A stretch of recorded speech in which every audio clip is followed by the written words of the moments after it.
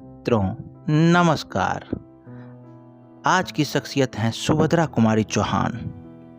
खूब लड़ी मर्दानी वो तो झांसी वाली रानी थी। कविता की लेखक सुभद्रा कुमारी चौहान का जन्म 16 अगस्त 1904 नाग पंचमी के दिन प्रयाग उत्तर प्रदेश के पास ग्राम निहालपुर में ठाकुर रामनाथ सिंह के घर में हुआ था। उन्हें बचपन से ही कविता लिखने का शौक था। प्रसिद्ध लेखिका महादेवी वर्मा प्रयाग में उनकी सहपाठी थी। दोनों ने ही आगे चलकर खूब प्रसिद्धि प्राप्त की है। 15 वर्ष की अवस्था में ही ठाकुर लक्ष्मण सिंह से विवाह के बाद वे जबलपुर आ गई।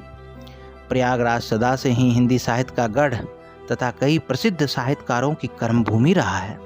जबलपुर भी मध्य भारत की संस्कार राजधानी कहा जाता था। सुभद्रा जी के व्यक्तित्व में इन दोनों स्थानों की सुगंध दिखाई देती है। ठाकुर लक्ष्मण सिंह स्वतंत्रता संग्राम में सक्रिय थे।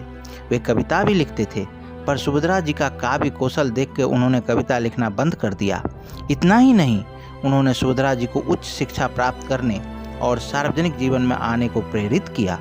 उन दिनों महिलाएं प्राय पर्दा करती थी, पर पति से प्रोत्साहन पाकर सुभद्रा जी ने इसे छोड़ दिया।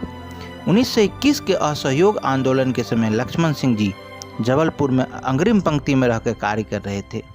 सुभद्रा जी भी पति के साथ आंदोलन में कूद गई और कारावास का वर्ण किया। मध्य भारत में जेल जाने वाले वह पहली महिला थी। 1942 के भारत छोड़ो आंदोलन में भी वह सहर्ष जेल गई। घर में छोटे बच्चे को छोड़कर जेल जाना आसान नहीं था, पर वो कहती थी कि मैं छतरानी हूँ, अतः ब्रिटिश सरकार से टक्कर लेना मेरा धर्म है।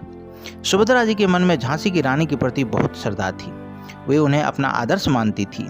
रानी लक्ष्मीबाई पर लिखी हुई उनकी कविता ने हजारों युवकों को राष्ट्रीय आंदोलन में कूदने को प्रेरित किया। पति पत्नी दोनों जाति पात और ऊंच नीच के भेदभाव से मुक्त थे। उनका घर सबके लिए खुला था।